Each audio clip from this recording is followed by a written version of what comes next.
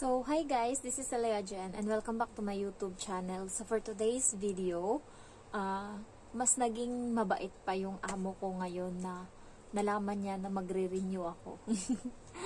Pero napag-usapan na namin yan dati. Ano pa lang yun? Last June. So, 1 year ako and parang, ano ba yung napag-usapan namin? Parang nagsabi siya sa akin na kung magbabakasyon daw ba ako kasi, aalis sila. Tapos sabi ko sa kanya, hindi ako magbabakasyon ngayon, buuin ko yan kasi uuwi ako next year. Sabi kong ganun. Tapos biglang napatulala siya. Nakatingin siya ngayon sa amo kong lalaki. Tapos yung amo kong lalaki napatigil sa cellphone. Tapos sabi niya, so hindi ka na babalik? Sabi niya ganun. Sabi ko, babalik. Sabi kong ganun. Kailangan ko lang umuwi. Sabi kong ganun sa kanya. Tapos sabi ng amo ko, bakit? Ano nangyari? Sabi ko, yung bahay kasi pinapagawa ko ngayon, kaya kailangan magtrabaho pa ako. Tapos tumawa yung amo kong lalaki. Sabi niya, oo nga, kailangan 4 na taon pa yan bago matapos yung bahay mo. Ayun, tas parang nawala na yun sa utak ng amo ko. Tapos nung nakaraang linggo is nagdesisyon yung katulong na Indo doon sa parents niya na hindi na mag-renew. Doon nila ngayon parang na-realize na kung gaano kahalaga na yung katulong is mag-renew kasi nga panibagong gastos na naman pag hindi mag-renew yung katulong, panibagong pakikisama, and yung matandang babae parang nai-stress siya kasi gustong-gusto niya na mag-renew yung babae, kaso yung babae ayaw na talaga kasi nga aside sa yung boyfriend niya is sinasabi na kung mag-renew ka dyan, kailangan hanapan mo din ako ng trabaho dyan sa Hong Kong. Andun din yung nagre-reklamo, grabe yung buhok. Nandun din yung nagre-reklamo siya kasi sobrang pagod daw siya and parati daw nakasigaw yung matanda doon, di ko lang alam.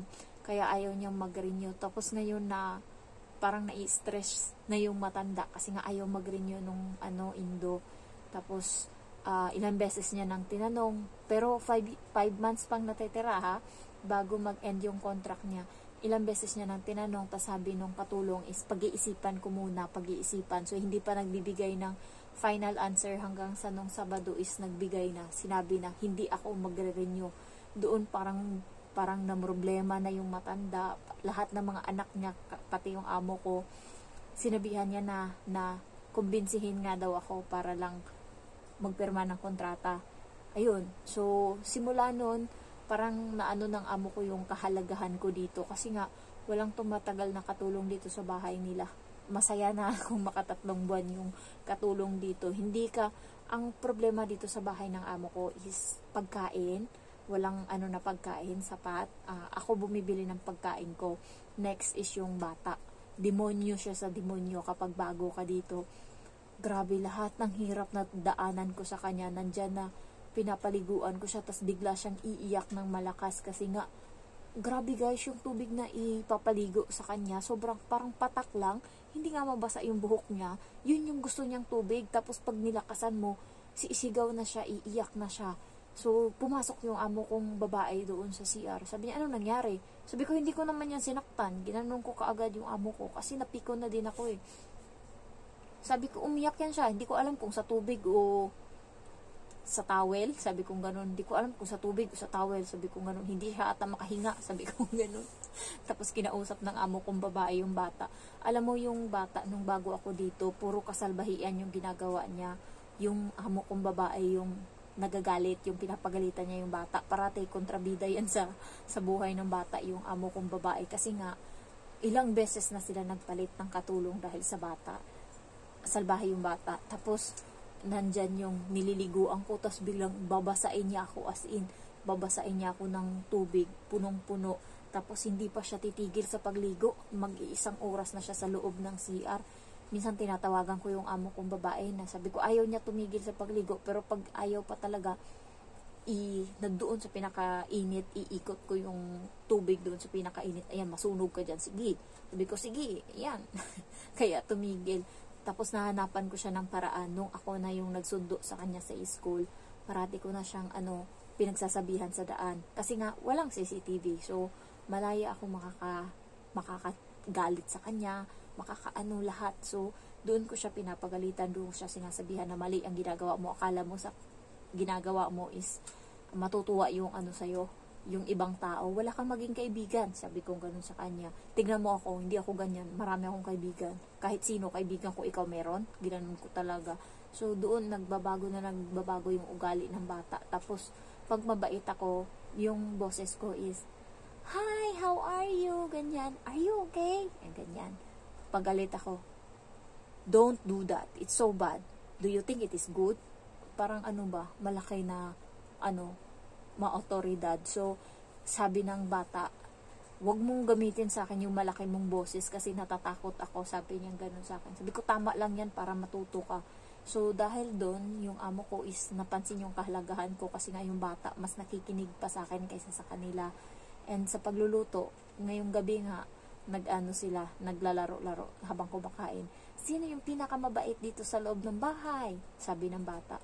Ako, sabi ng bata, sabi ng amo kong lalaki, "Ikaw yung pinakamabait na 6 na taong gulang." Tapos natawa kaming lahat. Tapos sabi ng "Sino yung pinakamagaling magluto dito sa loob ng bahay?" Ang gustong isagot ng is ako. Tapos sabi ko, "Yung amo kong babae," sabi kong ganon. Tapos tumawa sila. Pero guys, tuwang-tuwa sila sa luto ko kasi nga, kain yan lahat, wala yang tira. Maano ako magluto ba? Basta magaan lang sa kamay yung pagluluto. Kahit hindi ko na yan titikman, alam ko na lasa niyan. So, tuwang-tuwa sila sa luto ko. Wala yang naiiwan sa pagkain. Maliban, kaya nagtataka ako kapag may naiiwan na pagkain dyan. Tinatanong ko kung bakit nangyari yan. 2 beses lang ako naiwanan ng pagkain. Una is, busog na sila. Tinanong ko kung bakit hindi naubos yung gulay. Busog na sila. And pangalawa, busog din sila. Puro busog. Kasi nga marami ako minsang hinahanda. Ayan. So, simula nun guys, parati na akong may pagkain. Madamot yan dati yung amo ko. Alam mo, munta sila sa Macau. 1 box yung binigay sa akin na pagkain. Dati hindi yan. 1 piraso lang yan. Nagbago siya. Ilang ko na yung napapansin. Tapos kada may pagkain siya, nagbibigay siya ng para sa akin. Simula nung sinabi ko na magre-renew ako, nagbago yung ugali ng amo ko. Hindi ko alam. Pero naging mapagbigay siya. Dati madamot yan eh. Alam mo yung hindi niya ibibigay. Pero parang ngayon, nagbibigay siya. Nagulat ako na sa kusina ako kanina naghuhugas. Tapos biglang binuksan niya yung bag. And 2 box lang yung sa kanila. Tapos yung 1 box sa akin. So, ganun na siya. Sabi niya, "Jen, this is for you." Sabi niya ganun. So, natuwa naman ako. Hindi ko pa kinain. Nandun lang. Galing sa Macau na na 1 box. Yan. So, na din yun. Na-expire siya siguro January. So, ayun. Natutuwa lang ako. Tsaka, yung mga kasamahan ko na katulong na nagsusundo sa bata, naiinggit sila sa akin. Pulang-pula na Makati siya. Feeling ko, makati yung damit ko. Guys, tawag nito kasi winter na, kaya magdala kayo ng makapal na damit. Parang feeling ko makati. Hindi ko lang maintindihan. Parati kong hinahawakan tong damit ko.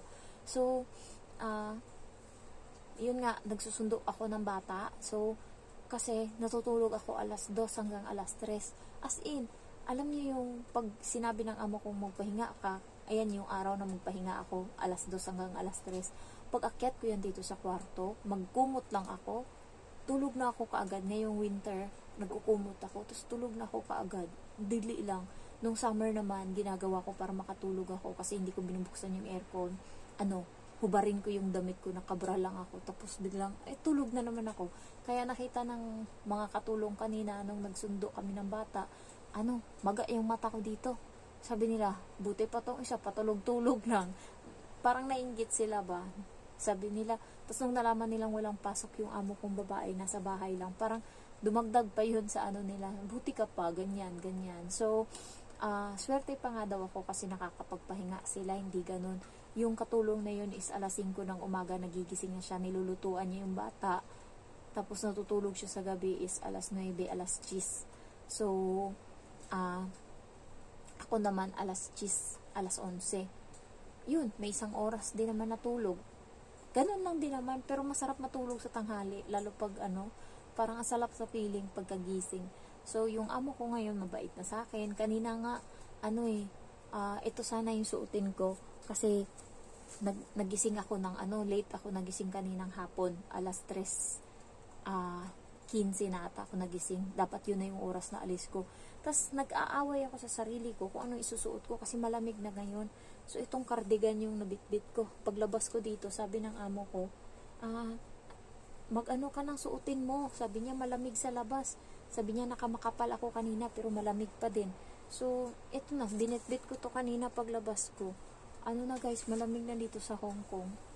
Nagsusugat na yung katawan ko and ayokong magsugat. Hanggat maaari ayoko kasi nga uuwi ako ng Pinas. Ayoko may mga gasgas ako ng winter. Yan yung nangyari sa akin nung nakaraang taon. Puro ako peklat dahil sa winter. Kaya ayoko maulit yun. Kaya hanggang maaari, tinatry ko hindi maligo ng mainit. So kahit malamig kanina, malamig din yung niligo ko. Pasmo talaga. Kasi nga, ayan o, nangangitay na ako. Konti na lang, nasusugat na yan kapag kinamot ko. Kaya talagang, sarap kamutin talaga as in.